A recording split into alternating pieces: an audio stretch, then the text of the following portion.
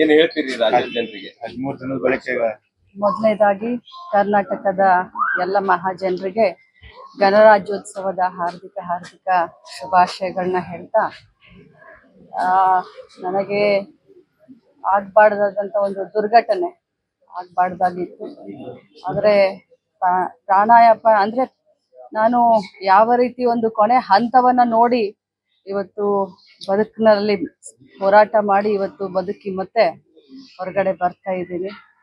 ಇದಕ್ಕೆಲ್ಲ ನಮ್ಮ ಹಿರಿಯರ ಒಂದು ಆಶೀರ್ವಾದ, ನಮ್ಮ ತಂದೆ ತಾಯಿಗಳ ಆಶೀರ್ವಾದ, ಮತ್ತು ನಾನು ಈ ಸಂದರ್ಭದಲ್ಲಿ ಬಹಳಷ್ಟು ಜನರಿಗೆ ನಾನು ಧನ್ಯವಾದವನ್ನು ಹೇಳಲಿಕ್ಕೆ ಬಯಸ್ತೇನೆ. ಯಾಕಂದರೆ ಇಂಥ ಒಂದು ಜೀವನದ ಒಂದು ಹೋರಾಟದ ಸಂದರ್ಭದಲ್ಲಿ ರಾಜ್ಯದ ಎಲ್ಲ ಮಠಮಾನ್ಯರು, ಮಠಾಧೀಶರು, ಪೂಜ್ಯರು ನನಗೆ ಬಂದು ಶೀಘ್ರ ಗುಣಮುಖ ಆಗಲಿ ಅಂತ ಹೇಳಿ ನನಗೆ ಆಶೀರ್ವಾದ ಮಾಡಿದ್ದು ನನಗೆ ಬಹಳಷ್ಟು ಶಕ್ತಿಯನ್ನು ಮತ್ತು ಧೈರ್ಯವನ್ನು ತಂದುಕೊಟ್ಟಿತು.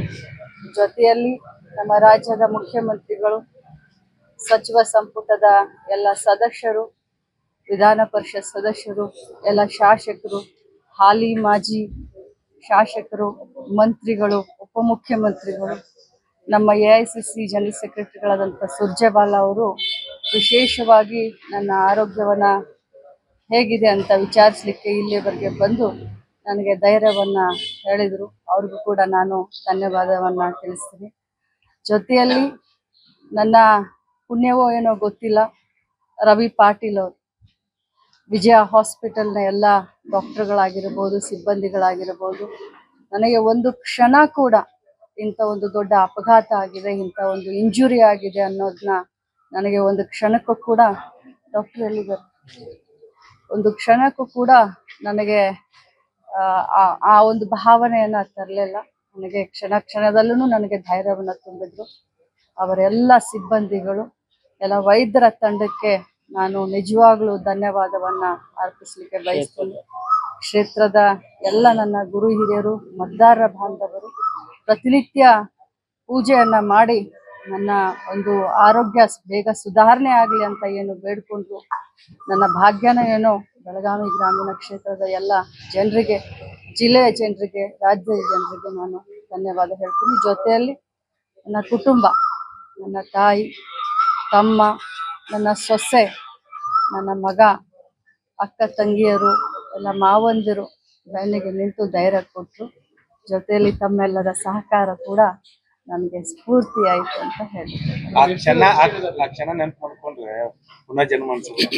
ಖಂಡಿತವಾಗ್ಲೂ ಆ ಕ್ಷಣ ಪುನರ್ಜನ್ಮ ಅನಿಸುತ್ತೆ.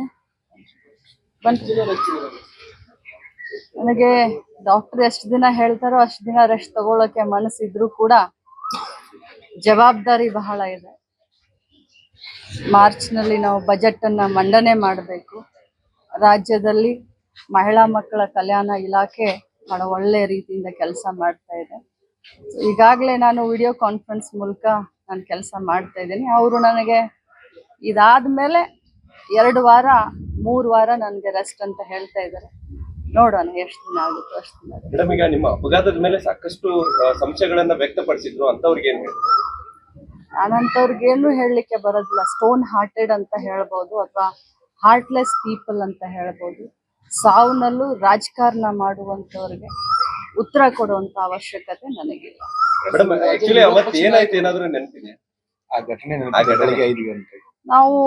ನನಗೆ ಪ್ರಯಾಗ್ರಾಜ್ನಲ್ಲಿ ಏನು ಪುಣ್ಯ ಸ್ನಾನ ಎಲ್ಲರೂ ಮಾಡ್ತಾ ಇದ್ರು ಭಾರತ ದೇಶದವರು.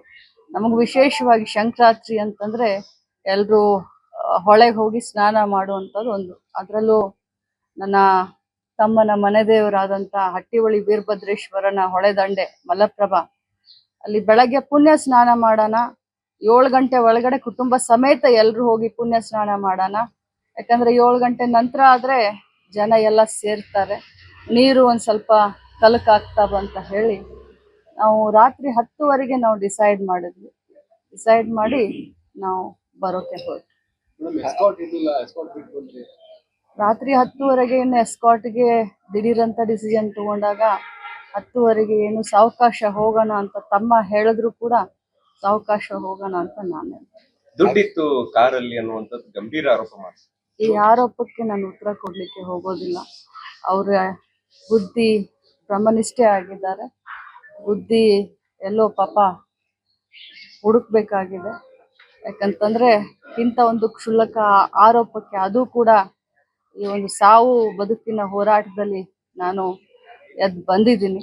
ಸೊ ಇಂಥ ಎಲ್ಲ ಆರೋಪಕ್ಕೆ ಇದು ತಕ್ಕ ಸಮಯ.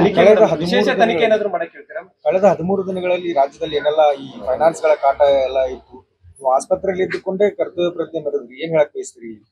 ಖಂಡಿತವಾಗ್ಲೂ. ಯಾಕಂತಂದ್ರೆ ಬೆಳಗಾವಿ ಜಿಲ್ಲೆಯಲ್ಲಿ ಫೈನಾನ್ಸ್ ಹಾವಳಿ ನಡೀತಾ ಇರೋದು ನನಗೆ ಒಂದು 6 ತಿಂಗಳ ಹಿಂದೆ ನನ್ನ ಗಮನಕ್ಕೆ ಬಂತು. ನನ್ನ ಗಮನಕ್ಕೆ ಬಂದಾಗ ನಾನು ಬೆಳಗಾವಿಯ ಕಮಿಷನರ್ಗೆ, ACPಗೆ, DCPಗೆ, ನನ್ನ ಕ್ಷೇತ್ರದ 4 ಜನ CPIಗಳಿಗೆ ನಾನು ಕರೆಸಿ ಮೀಟಿಂಗ್ ಮಾಡಿ, ಈ ರೀತಿ ನನ್ನ ಕ್ಷೇತ್ರದಲ್ಲಿ ಮತ್ತು ಜಾಸ್ತಿ ಆಗಿದ್ದು ಯಮಕನಮಡಿ ಕ್ಷೇತ್ರದಲ್ಲಿ ಈ ರೀತಿ ನನ್ನ ಗಮನಕ್ಕೆ ಬಂದಿದೆ, ಇದನ್ನ ನೋಡಿ ಅಂತ ನಾನು ಅವತ್ತನೇ ಅವ್ರಿಗೆ ಲಿಖಿತವಾಗ್ಲೂ ಕಂಪ್ಲೇಂಟ್ ಕೊಟ್ಟೆ, ಅವ್ರಿಗೂ ಹೇಳಿದೆ. ಮತ್ತು ಸಂಬಂಧಪಟ್ಟಂತ ಯಾರು ಹೆಣ್ಮಕ್ಳು ಬಹಳಷ್ಟು ಬಂದು ನನ್ನ ಕ್ಷೇತ್ರದಲ್ಲಿ ಮಾಡಿಸ್ತಾ ಇದ್ರು ಅವ್ರನ್ನ ಮನೆಗೆ ಕರೆದು ಅವ್ರಿಗೆ ಬುದ್ಧಿ ಹೇಳಿ, ಈ ರೀತಿ ಇನ್ನೊಮ್ಮೇನಾದ್ರು ನೀವು ಮಾಡಿಸಿದ್ದೇನಾದ್ರೂ ನನಗೆ ಕಂಡು ಬಂದ್ರೆ ತತ್ಕ್ಷಣ ನಿಮ್ಮ ಮೇಲೆ ಕಂಪ್ಲೇಂಟ್ ಕೊಡ್ತೀನಿ ಅಂತ ಕೂಡ ಹೇಳ್ತೀನಿ. ಮೇಡಮ್, ಏನಾದ್ರು ವಿಶೇಷ ತನಿಖೆಗಾದ್ರೆ ಯಾವ ತನಿಖೆ? ಈ ನಿಮ್ಮ ಕಾರು ಏನಿಲ್ಲ, ಆ ದೇವರ ದಯದಿಂದ ಇವತ್ತು ನಾನು ಆರೋಗ್ಯವಾಗಿ ಹೊರಗೆ ಬಂದಿದ್ದೀನಿ. ಇನ್ನೊಮ್ಮೆ ತಮ್ಮೆಲ್ಲರಿಗೂ ಕೃತಜ್ಞತೆಯನ್ನು ಸಲ್ಲಿಸ್ತೀನಿ. ರಾಜ್ಯದ ನನ್ನ ಇಲಾಖೆಯ ಜವಾಬ್ದಾರಿಯನ್ನ ಹೊತ್ಕೊಂಡು ಇನ್ನೊಮ್ಮೆ ಕಾರ್ಯಪ್ರವೃತ್ತಿ ಆಗ್ತೀನಿ. ಎಲ್ಲರಿಗೂ ಡಾಕ್ಟ್ರೆ, ನನ್ನ ಭಾವನೆಯನ್ನ ಮಾತಿನಿಂದ ಹೇಳಲಿಕ್ಕೆ ಆಗೋದಿಲ್ಲ, ಪತ್ರದ ಮುಖಾಂತರ ತಮಗೆ ವ್ಯಕ್ತ ಮಾಡಿ.